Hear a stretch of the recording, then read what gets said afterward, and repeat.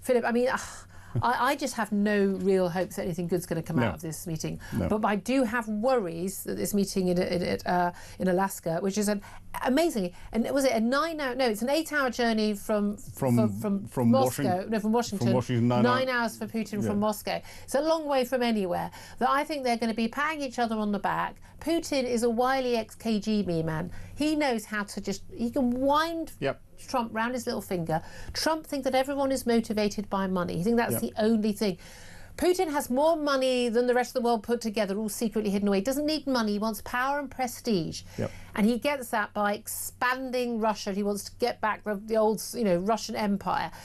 I don't think Donald Trump gets any of that. He doesn't get it. The only deal that Putin wants is a growth in territory and a growth in Russia's reach on a path, and Putin doesn't care whether this happens in his lifetime, but a path to regenerating the old Soviet Union again and getting that at the centre of the world as a global power that Soviet Union used to be seen as. And he'll stop at nothing to do that. And this is where, when people are phoning in, it's not just people who'll criticise the war and say, no, we should have peace at any cost. What are they willing to give up in the future? What are they willing their children to have to fight for? This is the thing. People think this is a far-off war. No, let's face it, a lot of people go, where is Ukraine exactly on the map?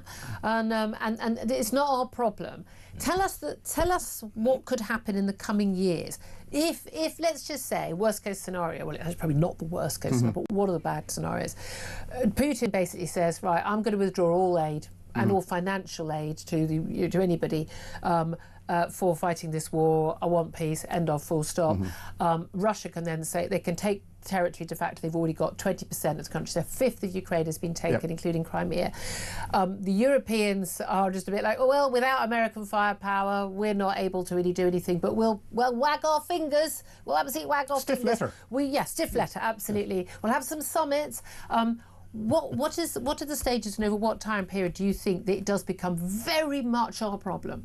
Oh, well, it's very much our problem at the moment because of the impact that it's having on supply of food to the world and the world order, and the way that it's keeping our focus away from what Xi Jinping is doing in Southeast Asia. But if there's a peace agreement here, what's Vladimir Putin going to do? He's going to learn the lessons of why Russia didn't succeed in the first place. So he's going to build his military capability up again. That keeps his war economy going. That allows him to grow, and he will probably cement his relationships with China even more, and they'll get into a greater military pact that's there. He will sit and wait until you find Donald Trump has gone and Europe becomes more woke. You have 3 to 5 years looking at, and he'll come back and take another chunk out of Ukraine again. The chunk that he will want to take is that southern Black Sea ports round to Odessa, because that gives him a land bridge then to Transnistria, which is a breakaway element of Moldova, which Moldova is up on Romania's border, another NATO border,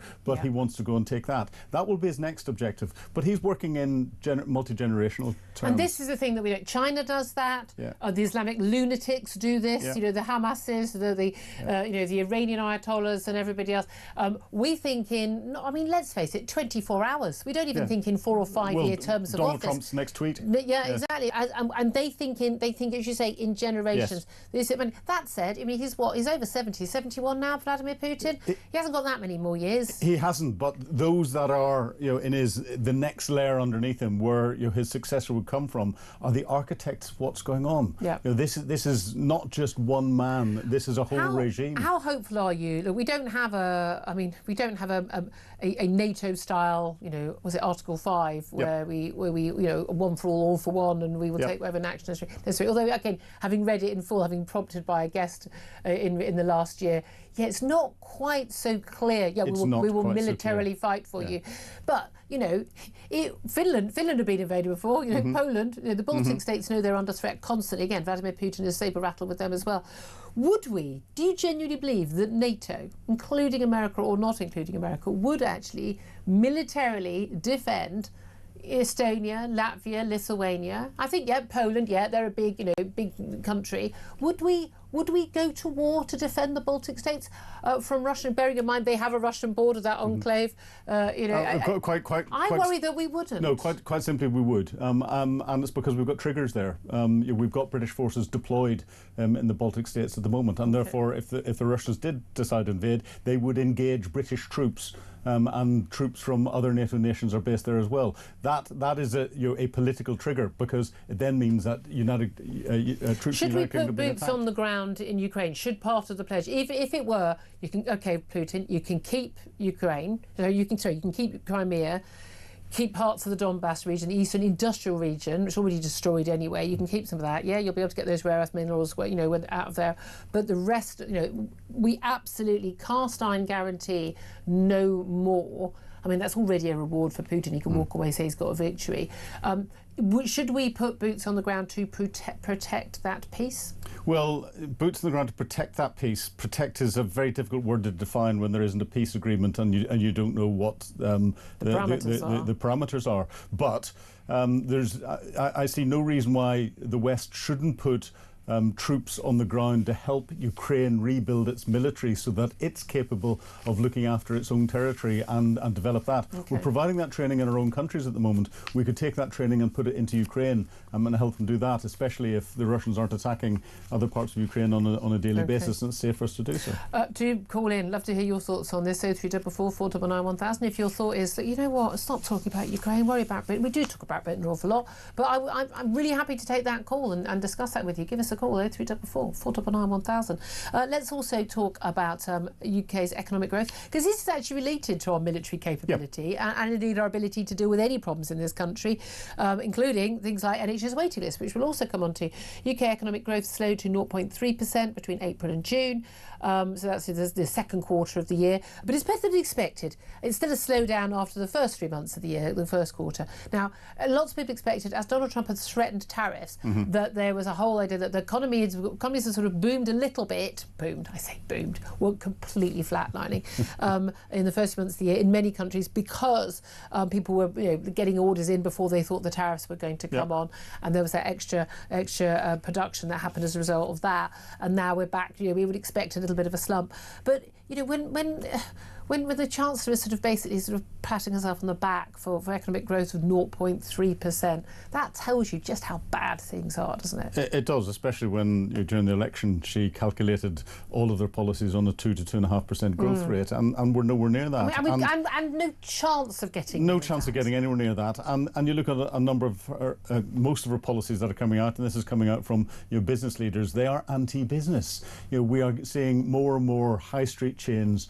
going into administration. Do you put a tax on jobs? Exactly. I mean, that's what happens, and everyone told her that's what would happen. Yeah, we've got more and more pubs closing down on a daily basis because they can't afford to pay their staff, and the additional taxes that are there. Well, none of these people have ever run a business. It's an anti-growth economy that we've got at the moment. So she's lucky to get 0.3%. Best chance of growth actually is spending on defence. I mean, that's what Germany's pinning their hopes on. With their economy in the doldrums. It is, and we were saying this on this show before the election. That would be and Rachel Reeves has picked that up. But the trouble is, her and Keir Starmer have come up with this increase in the defence budget. But actually, when you examine it, the Afghan scandal of and the compensation we're given out to Afghans whose data was leaked is going to come out of the defence budget. And the Chagos deal. So actually, when you examine the impact on the defence budget of the next 3 years, in real cash terms, it's been cut. It's been cut, and we're not buying any more hardware. We're not employing more soldiers. We're not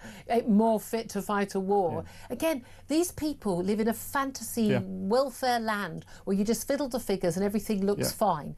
They don't live with the reality, and that's what people in the private sector do. Run a small business or a big business. That's what people who work at sharp end of the police or the military or the NHS. You have to actually deliver. They know someone either lives or dies. You can either defend your country or you can't. You can either actually pay your business, pay your staff at the end of the month or not. This is the real world. But the people running the country don't live in it. Yeah, and partially in Keir Starmer and Rachel Reeves' defence, they inherited a basket case in defence. It's been run down so much over so many years. The last Conservative government, the coalition government, the Labour government before that have all run it's it spending down. that we sort of don't see the benefits of. But again, it's like spending money on your building insurance at home or your contents insurance. You only need it when you need it, and people think we don't need it. Yeah, but we do see the benefits from it from a technological perspective. That's true. Lots of our advances come from. We use the internet now. The internet is a military tool. It was designed as a military tool. Yeah.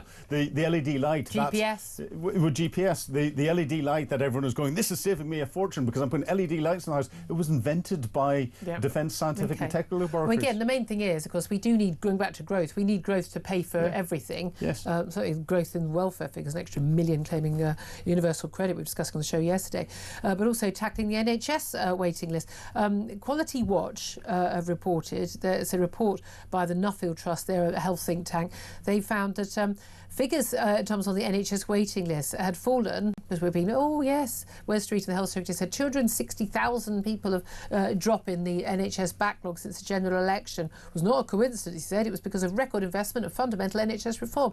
Well, actually, this report from people who know what they're doing says that it actually fell because people came off the waiting list because they either died, moved abroad, or no longer needed treatment, i.e. there was no point treating them at that point for that particular treatment, or they had paid to go private, and the public had been misled about why the waiting list had fallen. Now, I mean, this is the reality. Some 2.4 million appointments and operations removed from the NHS backlog. Now, some of this is patients who've moved to a different area. They're on two different lists. This is, people who've moved abroad. Again, people may no longer need that procedure because something else has happened. But at the end of the day, I mean, I know so many people. I know people who have never financially had anything more than a few £100 in savings, who have begged, borrowed and stolen to save up, family all donating to pay for private treatment so their loved one isn't living in pain every day waiting a year for an operation or the like.